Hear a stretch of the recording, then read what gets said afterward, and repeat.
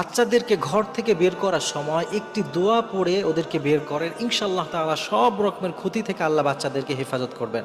এই যে কয়েকদিন আগেই আমাদের দেশে ঘটে গেল, এই যে স্কুলে ছাত্ররা গিয়েছিল, কি একটা অবস্থা! এই ধরনের ঘটনা কিন্তু আমাদের দেশে প্রায়ই ঘটে। এর আগে একবার দেখেছিলাম যে একটা রেস্টুরেন্টে আগুন ধরে গেল, বাচ্চাকে নিয়ে খেতে গিয়েছে, কত ভালো ছেলে মেয়ে একসাথে খাবার দাবার খাচ্ছে, কত আনন্দ উদযাপন, হঠাৎ করে আগুন ধরে কতগুলো প্রাণ চলে গেল।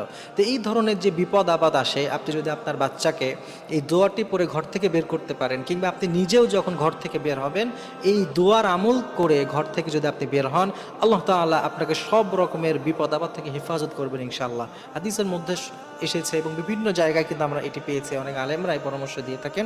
আপনার এই দোয়াটি পড়বেন, বিসমিল্লাহি তাওয়াক্কালতু আলাল্লাহ লা হাওলা ওয়ালা কুওয়াতা ইল্লা বিল্লাহ। আপনি নিজে পড়বেন, আপনার সন্তানকে পড়াবেন, পারলে সব থেকে ভালোভাবে ওকে শিখিয়ে দেয়া। এত কিছু শিখতে পারে ও, এত ইংরেজি সেন্টেন্স শিখছে, ও এত কবিতা মুখস্থ করছে, আর একটা